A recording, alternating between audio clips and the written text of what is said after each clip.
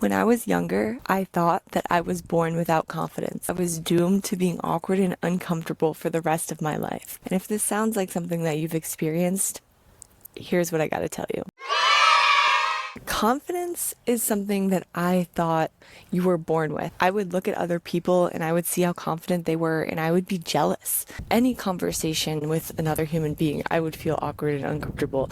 I would overanalyze and just not bring my best self to any situation. I was doomed to awkwardness and uncomfortableness, which led me to this journey of finding what it actually takes to be confident. What does that actually mean? Because why do some people have it and I don't have it? This is something that I really, really wanted. And if this is something that you really want, you're in luck because I have discovered a proven formula for this. And it's not just some positive affirmations, I am confident, or walking with your chest up. And while those do help, there is way, way more to it. So let me just give you a little spoiler alert. You don't have to be born with it. Confidence is a muscle. Confidence is something that you can earn over time. So I'm going to share with you a 3-pillar framework for confidence. And while this framework is harmonious, if you work on just one part of the formula, you will feel more confident. So what is this formula? At a higher level overview, right? Confidence is language and mindset, power over self, and external influences. Let's go into the first pillar, which is language and mindset. So language and mindset can be broken up into self-talk or beliefs. Let's focus on self-talk for a little bit.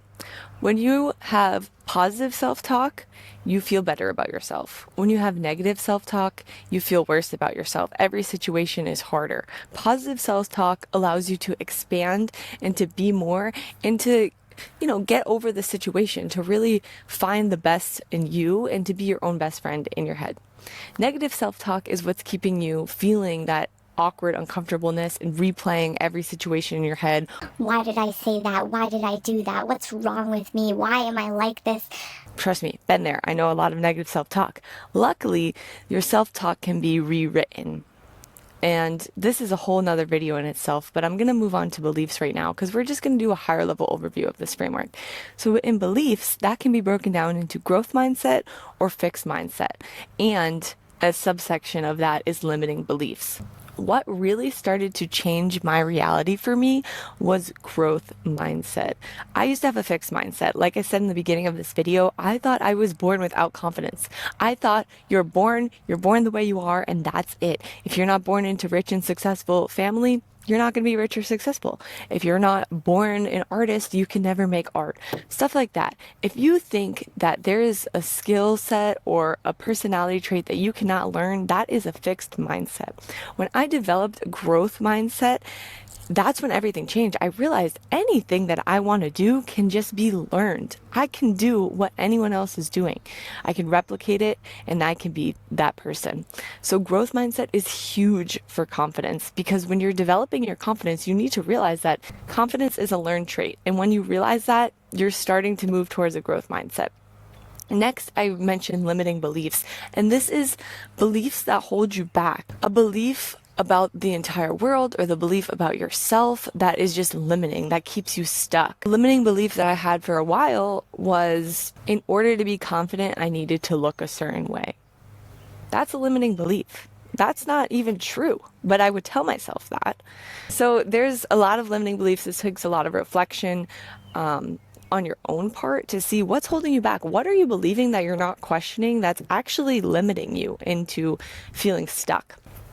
Next, the second pillar, we move into power over self. This one is huge, okay? And if you can just work on this, you will already start to feel confident. Power over self gives you control. It puts you in the driver's seat of your life. And this goes into lifestyle. Lifestyle can then be broken up into 3 subcategories: fitness, nutrition, and habits. Let's talk about fitness because I will say, once I developed that growth mindset and started to focus on fitness, these 2 pieces really changed my entire outlook on myself and on my life. So fitness, are you active or are you sedentary? This matters. I mean, I know when I was working 9 to 5, going into person, commuting, I wanted to live a sedentary lifestyle. I wanted to order Uber Eats, I wanted to sit at home, and I wanted to relax until the next day of work and get it over with. That was life. I didn't want to go on a run. I didn't want to weight lift. I didn't want to stretch. All these things that feel like a challenge or extra work actually change your biochemistry and make you feel so much better about yourself. When you can push yourself beyond what you feel like doing, that's when you start to feel confident in yourself and in control. So an active lifestyle is huge. This can look like however it looks like. You don't have to go on a 10-mile run. You don't have to go lift weights in the gym for 2 hours, but do something that makes you feel a little bit uncomfortable and then keep pushing yourself further every single day, and confidence will build. Second is nutrition. I used to think when people said in health class, your body is a temple, that was complete bullshit. I was the kid sitting there in class, and this was a limiting belief right here. I was sitting in class thinking, none of this applies to me. I don't eat all those food groups, and I feel great all the time. Well, let me tell you something, all right? Sophomore year of college, I put this to the test, and my nutrition was I didn't even drink water, iced coffee, and I worked at Dunkin' Donuts and I would just eat bagels and donuts all the time. And let me tell you, I felt like crap. My confidence had never been lower, all right? And this is because nutrition impacts your gut. Your gut health is your second brain. If your body is not getting the right nutrients, then you are not going to feel proper. And nutrition splits up into conscious and healthy, or unconscious and impulsive. I mean, you can try this on your own. Let's do a little experiment, shall we? How about tonight you eat 2 pizzas and cheesecake and tell me if you feel confident or if you feel low energy and you just want to go to bed. And in the morning, how do you feel when you look at yourself in the mirror? Do you feel like I can take on the world? Or do you feel like, oh wow, I really overdid it last night. I'm not feeling great. I'm not eating ever again. Or conscious and healthy, here's what you can try instead. You can try to eat some steak. If you don't eat meat, you could eat a salad, not a lot of ranch dressing. I've done that, and that doesn't make you feel good either. Eggs, potatoes, and tell me how you feel after that. I bet you'll feel a lot better. I know because this nutrition is something that I've struggled with. I'm going to be honest with you guys. I am known to be an impulsive eater. I'm known to have a sweet tooth, but when you can really be conscious and eat healthy and in alignment with that body that you want, the person that you want to be, the mindset that you want to feel, you can have that mental clarity. Habits is the third subsection of lifestyle. Habits, you're either creating or you are consuming. That's it. You are either scrolling Instagram, consume what everyone else is feeding you, or you are silencing the noise and you are creating your own thoughts. You're creating your own content and you are creating your own message and voice to deliver to people. You are grabbing attention rather than giving attention, because attention is a currency in 2025. Are you getting it or are you giving it? So that was power over self. Now we move into the third, and this is external influences. That can be broken up into 3 categories: family, friends, and coworkers, career, and then life circumstances. Let's start with family, friends, and coworkers, because I'm sure we've all heard you are the sum of the 5 people you surround yourself with. And this is true. Who you spend your time with is who you start to become. I don't know if you guys have ever been in a relationship, but when you're in a relationship and you spend a lot of time with that person, you start to pick up their lingo. You start to act like them and you're like, what the heck's going on? So you want to make sure that person or those people that you are around are making you grow. So friends, family, and coworkers are either energizers or drainers. And what this means is that energizers, after you're done hanging out with them or spending time with them, you feel like I can conquer the world. They make me feel so great. I'm able to talk and feel listened and heard, and we just connect and flow together. Or they're drainers. And trust me, you will feel a drainer.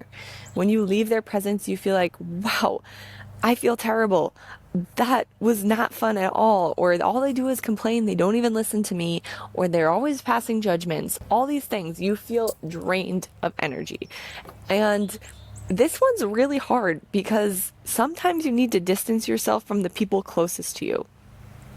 It just has to be done. I think the core of being confident is realizing that you can do challenging things, that you can be uncomfortable and you will survive and be a better person because of it. When you are always finding comfort, you will never feel confident. And then we move into career. Career can be broken up into you're in control of your career and it's fulfilling, or you lack control and it's mundane. We've all been there. We've all worked a job that we just show up to clock in, get our paycheck, and leave, and we don't feel great doing it. But there's jobs on the other end of that where you feel so fulfilled that you are contributing, you are serving others, you are impacting, you are living your true potential. This is just a small part of the confidence formula. So if you have a career that is just paying the bills right now, that's okay. You can still feel confident, but that's just a part of it. Once you have your career down and you're feeling fulfilled, your confidence glows. You're unstoppable. And the last piece of this is life circumstances.